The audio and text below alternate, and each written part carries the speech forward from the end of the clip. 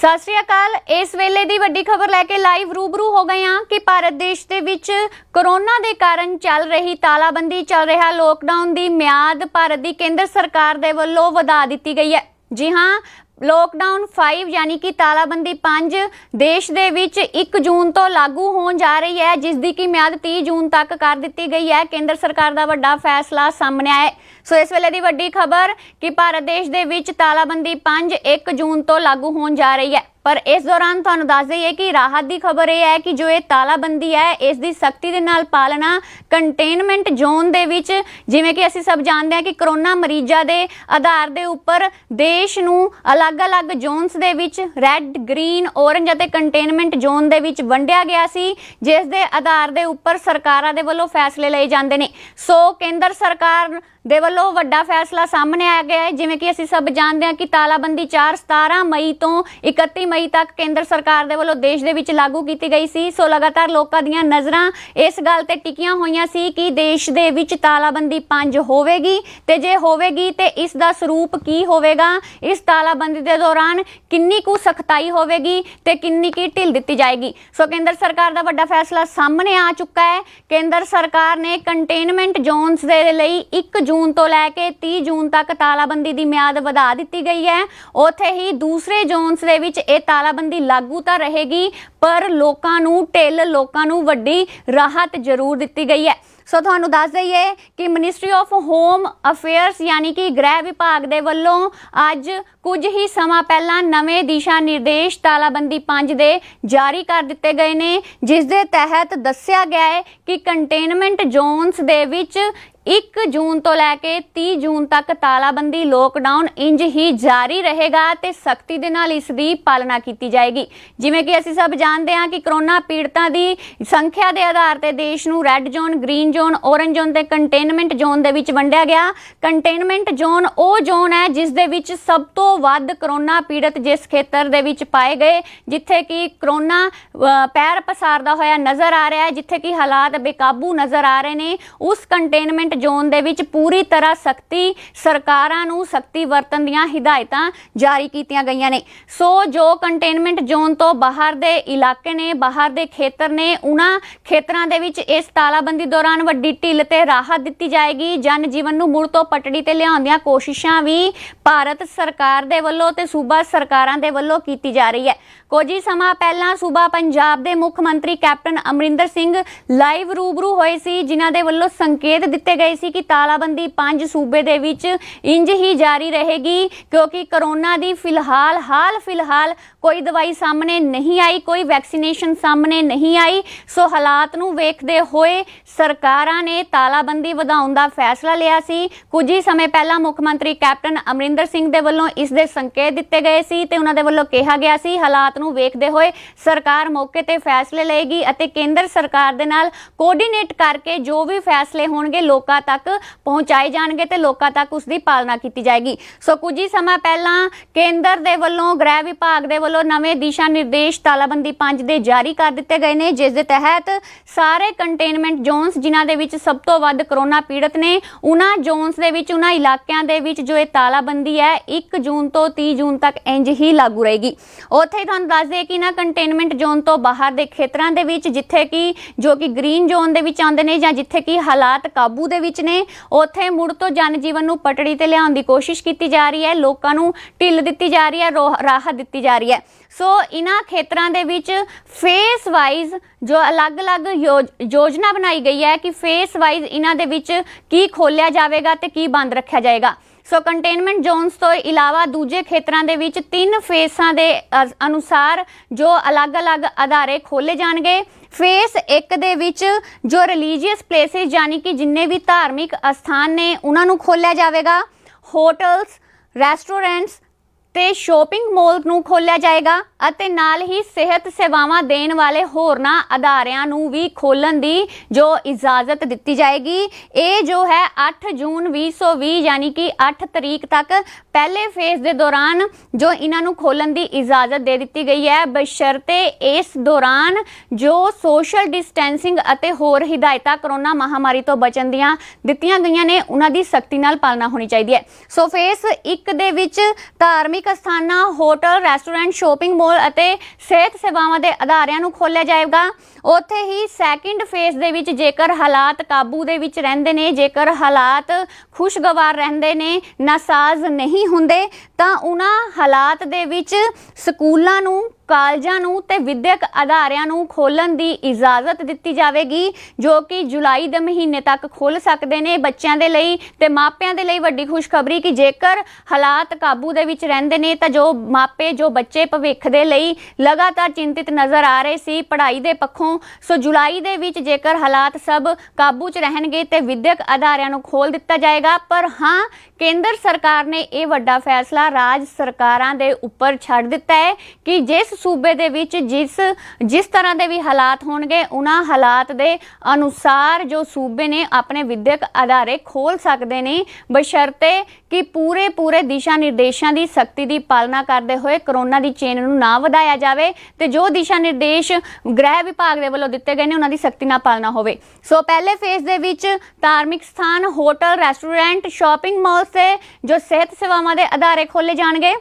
ਉੱਥੇ ਹੀ ਦੂਸਰੇ ਫੇਸ ਦੇ ਵਿੱਚ ਸਕੂਲਾਂ, ਕਾਲਜਾਂ, ਵਿਦਿਅਕ ਅਦਾਰਿਆਂ ਨੂੰ ਖੋਲ੍ਹਣ ਦੀ ਇਜਾਜ਼ਤ ਦਿੱਤੀ ਜਾਏਗੀ, ਲੇਕਿਨ ਇਹ ਫੈਸਲਾ ਰਾਜ ਸਰਕਾਰ ਲਏਗੀ ਕਿ ਉਸ ਦੇ ਸੂਬੇ ਦੇ ਵਿੱਚ ਕਿਹੋ ਜਿਹੇ ਹਾਲਾਤ ਨੇ। ਉੱਥੇ ਹੀ ਤੀਸਰੇ ਫੇਸ ਦੇ ਵਿੱਚ ਅੰਤਰਰਾਸ਼ਟਰੀ ਹਵਾਈ ਅੱਡੇ, ਟਰਾਂਸਪੋਰਟਸ ਨੂੰ ਖੋਲ੍ਹਣ ਦੀ ਜੋ ਕਵਾਇਦ ਕੀਤੀ ਗਈ ਹੈ ਕਿ ਜੇਕਰ ਹਾਲਾਤ ਕਾਬੂ ਰਹਿੰਦੇ ਨੇ ਤਾਂ ਅੰਤਰਰਾਸ਼ਟਰੀ ਫਲਾਈਟਾਂ ਸ਼ੁਰੂ ਕੀਤੀਆਂ ਜਾ ਸਕਦੀਆਂ ਨੇ। ਮੈਟਰੋ ਰੇਲ ਸੇਵਾਵਾਂ ਸ਼ੁਰੂ ਕੀਤੀਆਂ ਜਾ ਸਕਦੀਆਂ ਨੇ, ਜੋ ਕਿ ਕਾਫੀ ਲੰਬੇ ਸਮੇਂ ਤੋਂ ਠੱਪ ਕੀਤੀਆਂ ਗਈਆਂ ਸੀ ਕਰੋਨਾ ਮਹਾਮਾਰੀ ਦੇ ਚੱਲਦਿਆਂ। ਇਸ ਤੋਂ ਇਲਾਵਾ ਸਿਨੇਮਾ ਹਾਲ, ਸਵਿਮਿੰਗ ਪੂਲਸ ਤੇ ਹੋਰ ਮਨੋਰੰਜਕ ਦੇ ਜੋ ਅਲੱਗ-ਅਲੱਗ ਅਦਾਰੇ ਨੇ, ਅਲੱਗ-ਅਲੱਗ ਜੋ ਥੀਏਟਰਸ ਨੇ, ਉਹਨਾਂ ਨੂੰ ਖੋਲ੍ਹਣ ਦੀ ਇਜਾਜ਼ਤ ਤੀਸਰੇ ਫੇਸ ਵਿੱਚ ਦਿੱਤੀ ਜਾਵੇਗੀ। ਜੇਕਰ ਕਰੋਨਾ ਮਹਾਮਾਰੀ ਦੀ ਕੋਈ ਦਵਾ ਆ ਜਾਂਦੀ ਹੈ ਜਾਂ ਫਿਰ ਹਾਲਾਤ ਕਾਬੂ ਵਿੱਚ ਰਹਿੰਦੇ ਨੇ ਤਾਂ ਇਹਨਾਂ ਤਿੰਨ ਫੇਸਾਂ ਦੇ ਅਨੁਸਾਰ ਦੁਨੀਆ ਜਿਸ ਦੇ ਵਿੱਚ ਰੁਜ਼ਗਾਰ ਨੂੰ, ਕਾਰੋਬਾਰ ਨੂੰ ਠੱਪ ਕੀਤਾ ਗਿਆ, ਉਹਨਾਂ ਨੂੰ ਫੇਸ ਵਾਈਜ਼ ਖੋਲ੍ਹਣ ਦੀ ਯੋਜਨਾ ਸਰਕਾਰਾਂ ਦੇ ਵੱਲੋਂ ਘੜੀ ਗਈ ਹੈ। ਸੋ ਸਰਕਾਰ ਦਾ ਵੱਡਾ ਫੈਸਲਾ, ਕਿਉਂਕਿ 17 ਮਈ ਤੋਂ ਜਾਰੀ ਕੀਤੀ ਗਈ ਤਾਲਾਬੰਦੀ 4 ਜੋ ਕਿ 31 ਮਈ ਯਾਨੀ ਕਿ ਕੱਲ ਪੂਰੀ ਹੋਣ ਜਾ ਰਹੀ ਸੀ ਜਿਸ ਦੀ ਮਿਆਦ, ਸੋ ਲਗਾਤਾਰ ਲੋਕਾਂ ਦੀਆਂ ਨਜ਼ਰਾਂ ਟਿਕੀਆਂ ਹੋਈਆਂ ਸੀ ਕਿ ਸਰਕਾਰ, ਕਿਉਂਕਿ ਲੋਕਾਂ ਨੂੰ ਕਿਤੇ ਨਾ ਕਿਤੇ ਇਹ ਤਾਂ ਪਤਾ ਸੀ ਕਿ ਜਦੋਂ ਤੱਕ ਕਰੋਨਾ ਦੀ ਦਵਾਈ ਸਾਹਮਣੇ ਨਹੀਂ ਆਂਦੀ, ਕਰੋਨਾ ਦੇ ਹਾਲਾਤ ਸਥਿਰ ਨਹੀਂ ਹੁੰਦੇ, ਸਹੀ ਨਹੀਂ ਹੁੰਦੇ ਤੇ ਤਾਲਾਬੰਦੀ ਤਾਂ ਜਾਰੀ ਰਹੇਗੀ ਹੀ। ਸੋ ਪਰ ਲੋਕਾਂ ਦੇ ਵਿੱਚ ਇਹ ਸਵਾਲ ਸੀ ਕਿ ਆਖਰ ਇਸ ਤਾਲਾਬੰਦੀ 5 ਦਾ ਸਰੂਪ ਕੀ ਹੋਵੇਗਾ, ਕਿੰਨੀ ਕੁ ਸਖਤ ਹੋਵੇਗੀ, ਕਿੰਨੀ ਕੁ ਢਿੱਲ ਦਿੱਤੀ ਜਾਏਗੀ। ਸੋ ਤਾਲਾਬੰਦੀ 5 ਦੇ ਨਵੇਂ ਦਿਸ਼ਾ ਨਿਰਦੇਸ਼ ਜਾਰੀ ਕਰ ਦਿੱਤੇ ਗਏ ਨੇ, ਜਿਸ ਦੇ ਅਨੁਸਾਰ ਕੰਟੇਨਮੈਂਟ ਜ਼ੋਨ ਦੇ ਵਿੱਚ ਸਖਤੀ ਰੱਖੀ ਜਾਏਗੀ ਤੇ ਦੂਸਰੇ ਜ਼ੋਨਸ ਦੇ ਵਿੱਚ ਅਲੱਗ-ਅਲੱਗ ਫੇਸ ਅਨੁਸਾਰ ਜੋ ਧਾਰਮਿਕ ਸਥਾਨ, ਵਿਦਿਅਕ ਅਦਾਰੇ ਤੇ ਹੋਰਨਾਂ ਸੇਵਾਵਾਂ ਨੂੰ ਮੁੜ ਤੋਂ ਜੋ ਖੋਲ੍ਹਿਆ ਜਾਵੇਗਾ, ਸ਼ੁਰੂ ਕੀਤਾ ਜਾਏਗਾ। ਉੱਥੇ ਹੀ ਇਸ ਦੌਰਾਨ ਖਾਸ ਗੱਲ ਇਹ ਰਹੇਗੀ ਕਿ ਦੇਸ਼ ਦੇ ਵਿੱਚ ਨਾਈਟ ਕਰਫਿਊ ਯਾਨੀ ਕਿ ਰਾਤ ਨੂੰ ਕਰਫਿਊ ਜਾਰੀ ਰਹੇਗਾ। ਰਾਤ 9 ਵਜੇ ਤੋਂ ਲੈ ਕੇ ਸਵੇਰੇ 5 ਵਜੇ ਤੱਕ ਕਰਫਿਊ ਜਾਰੀ ਰਹੇਗਾ ਤੇ ਇਸ ਕਰਫਿਊ ਦੇ ਦੌਰਾਨ ਸਖਤੀ ਦੇ ਨਾਲ ਪਾਲਣਾ ਕਰਨ ਦੇ ਆਦੇਸ਼ ਦਿੱਤੇ ਗਏ ਨੇ। ਰਾਜ ਸਰਕਾਰਾਂ ਨੂੰ, ਪ੍ਰਸ਼ਾਸਨ ਨੂੰ, ਸੁਰੱਖਿਆ ਵਿਭਾਗ ਨੂੰ ਲਗਾਤਾਰ ਸਖਤੀ ਨਾਲ ਦਿਸ਼ਾ ਨਿਰਦੇਸ਼ ਦਿੱਤੇ ਜਾ ਰਹੇ ਨੇ ਕਿ ਕਰਫਿਊ ਦੀ ਸਖਤੀ ਨਾਲ ਪਾਲਣਾ ਕੀਤੀ ਜਾਵੇ ਤਾਂ ਜੋ ਕਰੋਨਾ ਮਹਾਮਾਰੀ ਫੈਲੇ ਨਾ, ਕਿਉਂਕਿ ਅਸੀਂ ਸਭ ਜਾਣਦੇ ਹਾਂ ਕਿ ਦੇਸ਼ ਦੇ ਵਿੱਚ ਜੋ ਕਰੋਨਾ ਪੀੜਤਾਂ ਦਾ ਅੰਕੜਾ ਹੈ ਉਹ 1,75,000 ਦੇ ਕਰੀਬ ਹੋ ਚੁੱਕਾ ਹੈ। ਮੌਤਾਂ ਦਾ ਅੰਕੜਾ 5,000 ਦੇ ਕਰੀਬ ਹੈ। ਤਾਲਾਬੰਦੀ 3 ਤੱਕ ਲਗਾਤਾਰ ਸਖਤੀ ਦਿਖਾਈ ਗਈ ਸੀ ਕੇਂਦਰ ਤੇ ਰਾਜ ਸਰਕਾਰਾਂ ਦੇ ਵੱਲੋਂ, ਪਰ ਹਾਲਾਤ ਨੂੰ ਵੇਖਦੇ ਹੋਏ ਤਾਲਾਬੰਦੀ 4 ਦੇ ਵਿੱਚ ਲੋਕਾਂ ਨੂੰ ਢਿੱਲ ਦਿੱਤੀ ਗਈ, ਰਾਹਤ ਦਿੱਤੀ ਗਈ, ਜਿਸ ਦੇ ਬੁਰੇ ਪ੍ਰਭਾਵ ਸਾਹਮਣੇ ਆਏ, ਨਤੀਜੇ ਵੇਖਣ ਨੂੰ ਮਿਲੇ। ਜਦੋਂ ਇੱਕ ਦਿਨ ਦੇ ਵਿੱਚ 24 ਘੰਟਿਆਂ ਦੇ ਵਿੱਚ 5,000, 6,000 ਜਾਂ 7,000 ਕਰੋਨਾ ਪੀੜਤ ਮਾਮਲੇ ਸਾਹਮਣੇ ਆਏ। ਮੌਤਾਂ ਦਾ ਅੰਕੜਾ ਵੀ ਲਗਾਤਾਰ ਵੱਧਦਾ ਗਿਆ। ਕਿਤੇ ਨਾ ਕਿਤੇ ਤਾਲਾਬੰਦੀ 4 ਦੇ ਨਤੀਜਿਆਂ ਨੂੰ ਵੇਖਦੇ ਹੋਏ ਤਾਲਾਬੰਦੀ 5 ਦੇ ਵਿੱਚ ਸਖਤੀ ਦੇ ਨਾਲ ਪਾਲਣਾ ਕਰਨ ਦੀ ਹਿਦਾਇਤਾਂ ਕੇਂਦਰ ਸਰਕਾਰ ਦੇ ਵੱਲੋਂ, ਗ੍ਰਹਿ ਵਿਭਾਗ ਦੇ ਵੱਲੋਂ ਦਿੱਤੀਆਂ ਜਾ ਰਹੀਆਂ ਨੇ। ਉੱਥੇ ਤੁਹਾਨੂੰ ਦੱਸ ਦਈਏ ਕਿ ਇਸ ਸਭ ਦੇ ਦੌਰਾਨ 65 ਸਾਲਾ ਉਮਰ ਤੋਂ ਵੱਧ ਦੇ ਲੋਕਾਂ ਨੂੰ, ਬੱਚਿਆਂ ਨੂੰ ਅਤੇ ਜੋ ਗਰਭਵਤੀ ਮਹਿਲਾਵਾਂ ਨੂੰ, ਇਹਨਾਂ ਨੂੰ ਘਰਾਂ ਤੋਂ ਨਿਕਲਣ ਦੀ ਇਜਾਜ਼ਤ ਨਹੀਂ ਹੈ। ਇਹਨਾਂ ਦੇ ਲਈ ਸਖਤ ਦਿਸ਼ਾ ਨਿਰਦੇਸ਼ ਜਾਰੀ ਕੀਤੇ ਗਏ ਨੇ ਕਿ ਇਹ ਲੋਕ ਜੇਕਰ ਬਹੁਤ ਜ਼ਿਆਦਾ ਜ਼ਰੂਰਤ ਪੈਂਦੀ ਹੈ ਤਾਂ ਹੀ ਸਫ਼ਰ ਕਰਨ, ਤਾਂ ਹੀ ਇੱਕ ਸਥਾਨ ਤੋਂ ਦੂਸਰੇ ਸਥਾਨ ਤੇ ਜਾਣ, ਵਰਨਾ ਇਹਨਾਂ ਨੂੰ ਘਰ ਰਹਿਣ ਦੀਆਂ ਹਿਦਾਇਤਾਂ ਜਾਰੀ ਕੀਤੀਆਂ ਗਈਆਂ ਨੇ। ਉੱਥੇ ਹੀ ਕੇਂਦਰ ਸਰਕਾਰ ਦੇ ਵੱਲੋਂ ਲਗਾਤਾਰ ਆਰੋਗਿਆ ਸੇਤੂ ਐਪ ਨੂੰ ਪ੍ਰਮੋਟ ਕੀਤਾ ਜਾ ਰਿਹਾ ਹੈ, ਜਿਸ ਦੇ ਨਾਲ ਕਿਹਾ ਜਾ ਰਿਹਾ ਹੈ ਕਿ ਇਸ ਐਪ ਨੂੰ ਫੋਨ ਦੇ ਵਿੱਚ ਇੰਸਟਾਲ ਕਰਕੇ ਰੱਖਿਆ ਜਾਵੇ ਤੇ ਆਪਣੇ ਆਸ-ਪਾਸ ਦੇ ਹਾਲਾਤ ਬਾਰੇ ਇਸ ਐਪ ਦੇ ਜ਼ਰੀਏ ਜਾਣੂ ਕਰਵਾਇਆ ਜਾਵੇ ਤਾਂ ਜੋ ਪਤਾ ਲੱਗ ਸਕੇ ਕਿ ਕਰੋਨਾ ਦੀ ਦੇਸ਼ ਦੇ ਵਿੱਚ ਸਥਿਤੀ ਕੀ ਹੈ। ਸੋ ਆਰੋਗਿਆ ਸੇਤੂ ਐਪ ਸਾਰੇ ਹੀ ਦੇਸ਼ ਦੇ ਨਾਗਰਿਕਾਂ ਨੂੰ ਇੰਸਟਾਲ ਕਰਨ ਦੀ ਲਗਾਤਾਰ ਅਪੀਲ ਕੀਤੀ ਜਾ ਰਹੀ ਹੈ ਕਿ ਆਪਣੇ ਸਮਾਰਟਫੋਨਾਂ ਦੇ ਵਿੱਚ ਇੰਸਟਾਲ ਕੀਤਾ ਜਾਵੇ। ਸੋ ਕੇਂਦਰ ਸਰਕਾਰ ਦਾ ਵੱਡਾ ਫੈਸਲਾ ਸਾਹਮਣੇ ਆਇਆ। ਹਾਲਾਤ ਨੂੰ ਵੇਖਦੇ ਹੋਏ ਤਾਲਾਬੰਦੀ 5 ਦੇਸ਼ ਦੇ ਵਿੱਚ ਲਾਗੂ ਕਰ ਦਿੱਤੀ ਗਈ ਹੈ।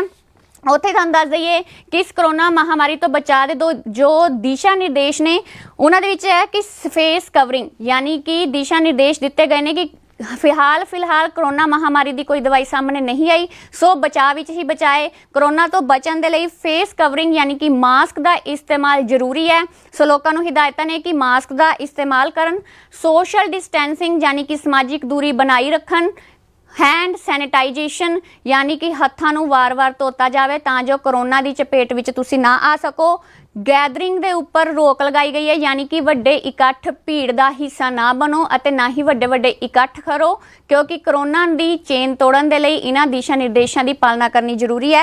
उत्थे ही स्पीटिंग इन पब्लिक प्लेसिस, क्योंकि भारत देश दे विच थुक्कण नूं एक आम गल समझिया जांदा है, पर इस समय कोरोना महामारी दे चलदिआं थुक्कना भी वड्डा गुनाह हो सकदा है, तुहानूं वड्डी सज़ा भुगतनी पै सकदी है। इसलिए थुक्कण दे उपर वड्डा जुर्माना भी है ते तुहाडे खिलाफ वड्डी कार्रवाई भी हो सकती है। पब्लिक प्लेसिस दे उपर जो थुक्कना जेकर कोई थुकदा होया पाया जाता है तो उसके खिलाफ वड्डी कार्रवाई की जा सकती है। उत्थे ही वर्क फ्रॉम होम सरकार दे वल्लों लगातार अपील की जा रही है कि जिन्हां अदारियां दे विच हो सकता है वर्क फ्रॉम होम करवा सको, घर बैठे अपने जो इंपलॉइज़ दे कोलों काम करवा सको तां जो कोरोना तो बचिया जा सके। लगातार अपील की जा रही है कि वर्क फ्रॉम होम करन दी कोशिश की जाए। उत्थे ही तुहानूं दस दईए कि स्क्रीनिंग एंड हाइजीन यानी कि स्क्रीनिंग कराने दे नाल नाल साफ सफाई का खास ध्यान रखा जाए, गंदगी तो परहेज किया जाए, कोरोना महामारी किसी तरह ना फैले, इस सब के पुख्ता प्रबंध होने चाहिए ने, सुरक्षा के प्रबंध होने चाहिए ने। सैनिटाइजेशन का खास ख्याल रखा जाए, फिर वो हत्थां दी होवे चाहे इलाके दी होवे, समय समय सिर, क्योंकि जो कोरोना महामारी आई सी ते देश पूरे नूं ही सैनिटाइज किया गया सी। इलाके दे लोकां दे वल्लों, सूबा सरकारां दे वल्लों, केंद्र सरकार दे वल्लों लगातार कोशिश सी कि देश नूं सैनिटाइज रखा जाए। सो शुरुआत के दौर दे विच तां इह चीज़ां बहुत ज़्यादा चलियां सी, पर हुण किते ना किते इन्हां दी रफ्तार धीमी हो गई है। पर हालात नूं किते भी सानू सौखे दे विच आसानी नाल नहीं लेना चाहिए जदों तक इसकी दवाई सामने नहीं आती। सो फ्रीकुएंट सैनिटाइजेशन ते सैनिटाइजेशन का खास प्रबंध सरकारां दे वल्लों, प्रशासन दे वल्लों ते विधायकां दे वल्लों ते हर उस नागरिक दे वल्लों कोशिश करनी चाहिए जो कि शुरुआत दे विच अपने इलाकिਆਂ ਨੂੰ सैनिटाइज कर रहे सी। इस दी लड़ी लगातार जारी रखनी चाहिए है तां जो कोरोना वायरस ना फैले। सो सोशल डिस्टेंसिंग, क्योंकि लगातार जिवें जिवें ढिल मिलदी जा रही सी, सोशल डिस्टेंसिंग दीआं धज्जियां सरेआम उड्डियां ने। इस दीआं खबरां भी तुसीं सुनियां ने ते अपनी अखी भी वेखिआ, क्योंकि कोरोना महामारी दे लई जो फैलन का एक जरिया है, सोशल डिस्टेंसिंग जेकर नहीं रखी जाती तो ये चेन लगातार वधदी ही जाएगी, हालात बेकाबू हो जाएंगे। जिवें कि दूजे देशों तो खबरां सामने आईयां सी, वड्डी गिनती दे विच जदों लाशां दे ढेर लगदे ने, वड्डी गिनती दे विच जदों कोरोना पीड़ित सामने आउंदे ने, बेशक वो देश जगह दूसरी हुंदी है, पर जो दर्द हुंदा है हर इंसान दे दिल विच हुंदा है। सो लगातार हालात नूं वेखदे होए केंद्र ते सूबा सरकारां दे वल्लों वड्डे फैसले लए जा रहे ने, लोकां दी सुरक्षा दे लई, तुहाडी सुरक्षा दे लई, साडी सुरक्षा दे लई। सो इत्थे साडा भी फर्ज बनदा है कि असी सरकार का पूरा सहयोग करिए। सो सरकारां भी लगातार राहत दिंदियां होइयां, ढील दिंदियां होइयां ते तुहाडा साथ दिंदियां होइयां नज़र आ रही ने। सो जरूरत है साडे तुहाडे सब दे सहयोग दी। सो हुण मैनूं परमजीत कौर सैनी नूं दिओ इजाजत ते होर अपडेट दे लई तुसीं वेखदे रहो अजीत वैब टीवी।